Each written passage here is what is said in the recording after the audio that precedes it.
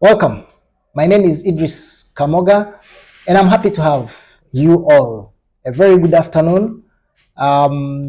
It's a new month. We are in the month of September. The year is actually getting down. Today is the 5th day of September 2025. Well, I want to remind you of the action plan. Key things that you paying down regarding what you need to do in September. So go review your action plan once more. Look at those activities. If there is anything that you were supposed to carry from August for a reason and probably it was a bit pending and you have to bring it in September, please do, and you have it completed within September. I've always told you speed doesn't matter, right? Speed doesn't matter as long as you're stepping forward. That is the best way to track your progress. You see? So review your action plan. Look at those key things. Around this same time, we are still in a busy season. However, it is getting to slow down a little. If you realize, for those that are very busy, will feel that the coordinates is shifting towards, so by the time we go into October, which is a low season, probably almost October, November, and part December, that's a good time for us to recharge. It's a good time to do a lot of things, you see. So the busy season is coming down, but I hope you've done quite a lot of business. You've done a lot of sales. This is a good time for you to reflect on, you know, on clients' feedback, their reviews. Look at areas where you missed some points and see how you can, and around the low season, October, this is when you can write to your clients or write to your agents or get on a call. Try to do what we call debriefs, because I'm sure for those working with agents, it's an opportunity for you to probably do the debriefs of those groups, see how you can rearrange 2026 programs, because sometimes agents would send you a series of groups and one or two things may not have gone so well. But this is an opportunity for you to clean up, then you prepare 2026 safaris ahead of time. You see? So some of the key things that we must do around September or October, and so many other things. So I'm reminding you to review your action plan around this time, right? But guess what? Today we have something interesting that we want to look at. And for the beginners, if you new to the tourism business and probably you're trying to launch one, could be tour operation, travel agency, hotel, whichever, any of the tourism businesses that you would like to start. So many entrepreneurs would give it an oversight, you see, because it doesn't open up your mind at a go. People look at other things like capital, of course, product knowledge. These are things that we've been singing all day, every day. But something that we want to share with you, that if you give it a great focus, probably your business will definitely succeed. And if you ignore, certainly your business will crumble at any one point. So you should expect that. Probably we are not we're not experts in this, but we want to talk about taxation. See, and taxation has got a number of things, and we will probably, not as an expert, but as a consultant that has seen businesses grow because of compliance. And I have seen businesses coming down because of evasion. right? So we are going to look at, and in a layman's way, for tax experts, you just have to excuse me.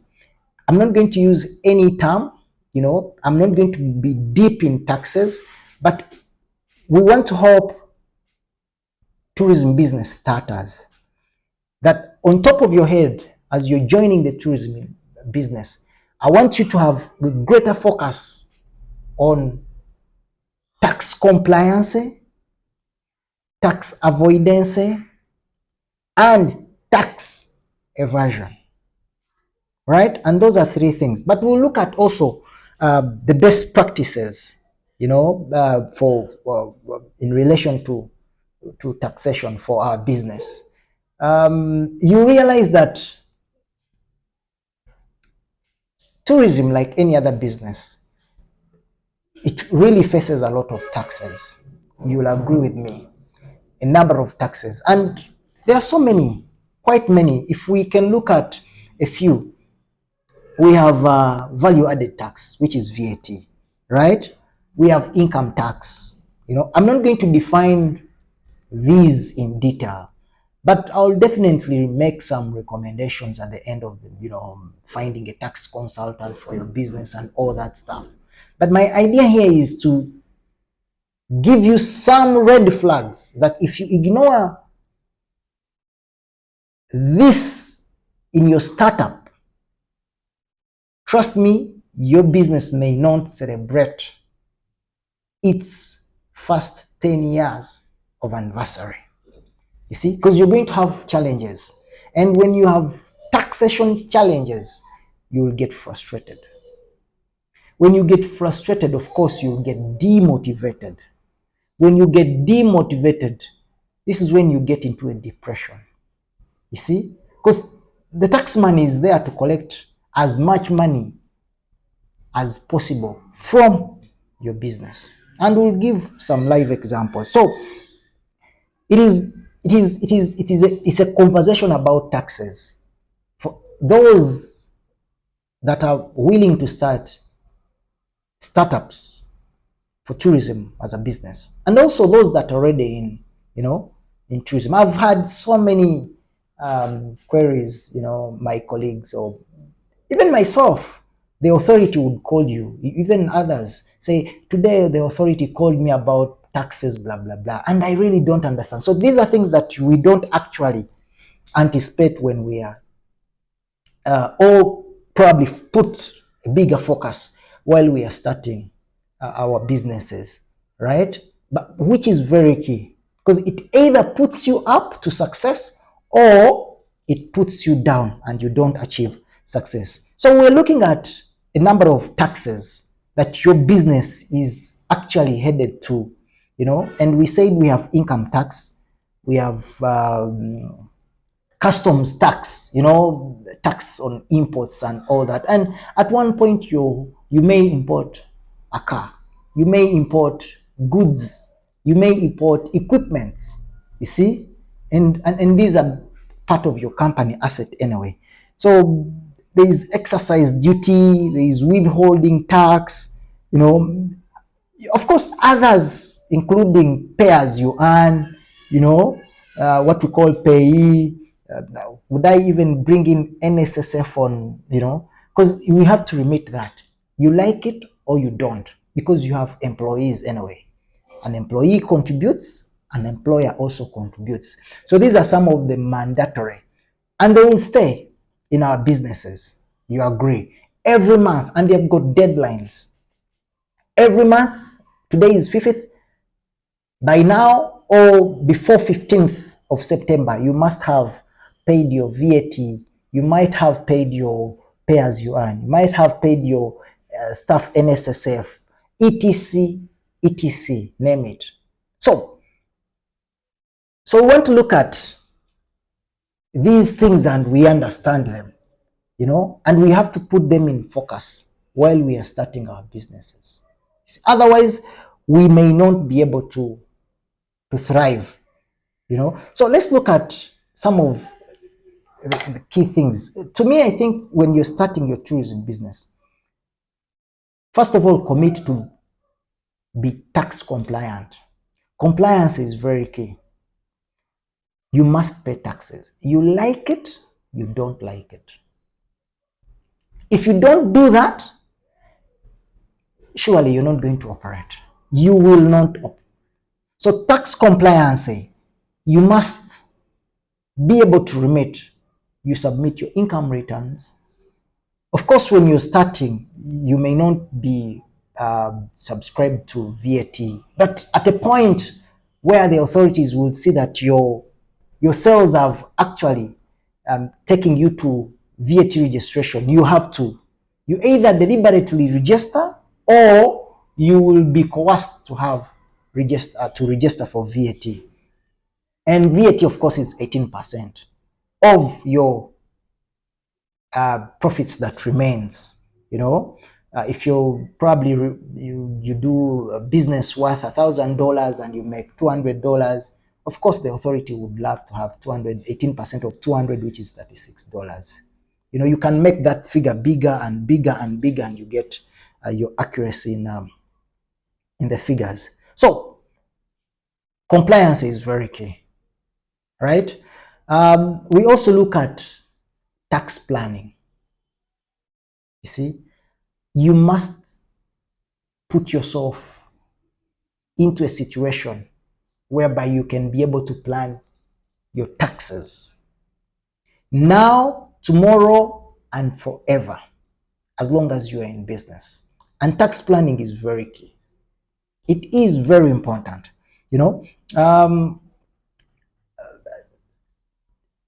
For you to be able to minimize on financial loss in as far as tax liabilities is concerned, you must plan. You see? Now, as a layman, of course, you may not be able to look into all these things in detail. Remember, you're professionalizing somewhere. So, key best practices, of course, you must get what we call a professional tax consultant. And he will help you in doing what we call tax planning. Right? Tax evasion. Now, tax evasion is illegal. Right? These are practices that you might do.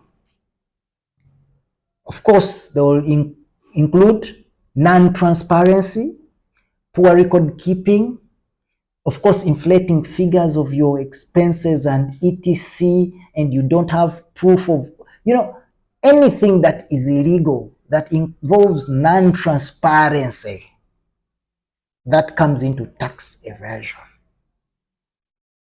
And let me tell you, when you get to that road, at any one point, you're going to close, and that will mark your downfall of your business. No matter how big it will have, no matter how big the brand would have grown, but when it comes to tax evasion, the illegal practices, trying to avoid paying taxes in their accurate way, then you're gone. So I want to deliberately say, avoid that. It's not to successful people or successful business, tourism business entrepreneurs. But there's what we call tax avoidance. All right. Now, for tax avoidance, for you to be able to minimize tax liabilities, you can look at tax avoidance, because tax avoidance is legal. You see, tax avoidance is legal. Anyway, you can minimize your tax liability. You see, it is, and you can look into the law. The laws are there. Read the laws, and then you will be guided. Right? I want to give you a case study for you to be able to understand that we like it or we don't like it, the taxes will eat our businesses, but we must have or keep the best practices in check so that we can be able to move along with the taxes at the same time be able to generate revenue or even to have cash flow for our businesses. Take an example. If you make $100, right? And $100, of course, this is your profit. By law, according to the law, 18% of $100 is $18. So you're left with about 82. You see? 82, assuming, of course, you'll have to do payee for your staff. Because this 82 has got payee, has got NSSF in it, also has got your overhead costs. Talk about salaries, talk about office rent, talk about electricity, talk about coffee, talk about internet, office fuel, etc, etc. Like you remove payee, let's say maybe another 10% goes to payee. Maybe another 15% goes to NSSF. So what is left? 18 plus 10, 28 plus, around 43 is gone. Of course, if you're able to accumulate as much profit as that, then tomorrow you say, I want to buy you buy a car, which is a company asset, right? You buy a car, which is a company asset. Let's assume you buy a car, a Land Cruiser, whichever. You buy it at 200 million. First of all, you're going to pay import. For the tax experts, I think you can guide us. Remember, I want to say I am not an expert, but I am giving you an experience that you can as well vividly see as a business owner in tourism and apply, right? And be able to learn, you see, because most of you or most of us start businesses without any focus or any thinking about the tax man or taxation. So this is why we are giving you an insight. So when you buy a car worth 200 million, right, you pay import duty. Trust me, about 70 million will be taxed. Now, when you bring this car into your, is it called your ledger, whatever, and the authority will see this car in the company names, of course, it's an asset. It will attract 6% withholding tax. So on the $100, there is another 6% of withholding tax. In other words, left, right, up, down, wherever, taxes are driving everyone crazy. You see? But you have nothing to do. You see?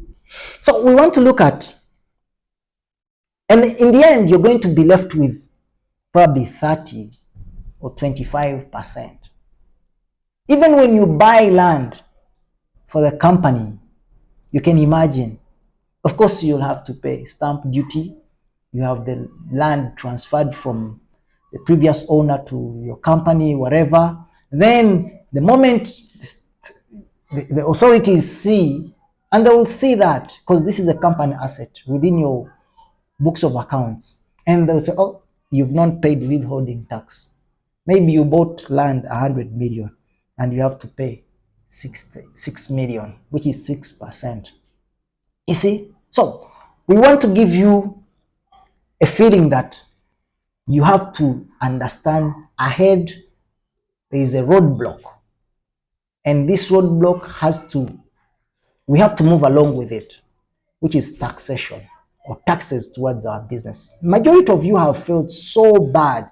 You receive emails from authorities, you receive communications, and you feel like it is something that you've you really don't want, and say you're stressed, you're done what you really feel like you want to close and all that stuff, right? But let's give you the best practices for you to be able to understand, and be able to move along with the taxman in your tourism businesses. One, we've said, have a professional tax consultant. Now, so many people have got auditors. Now, auditors are not tax experts. The work of an auditor is to get those figures, expenses, income, merge them somewhere, prepare a report, and majority have actually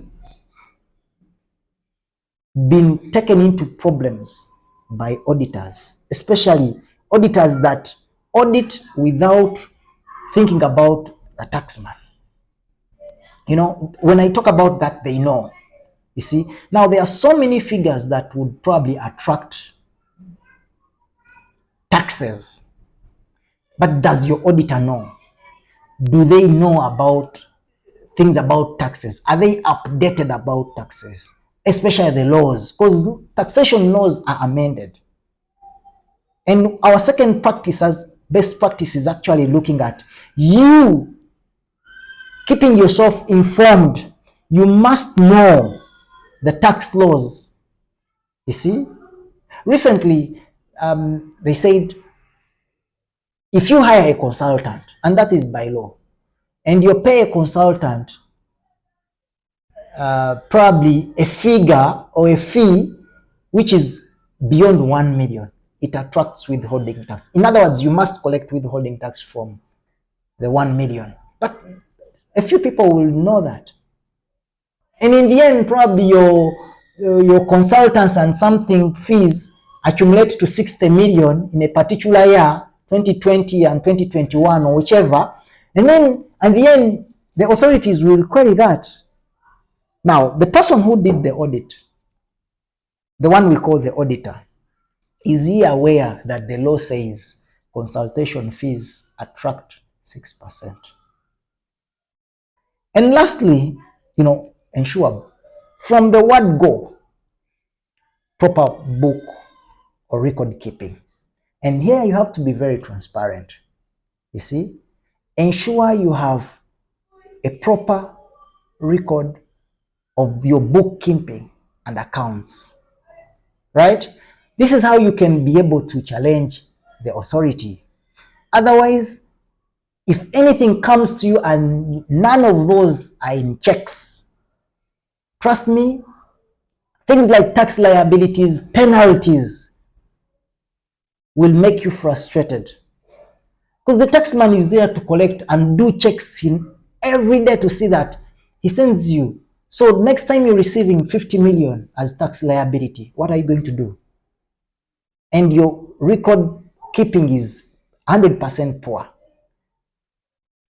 You see, there is no cash flow, there is no business.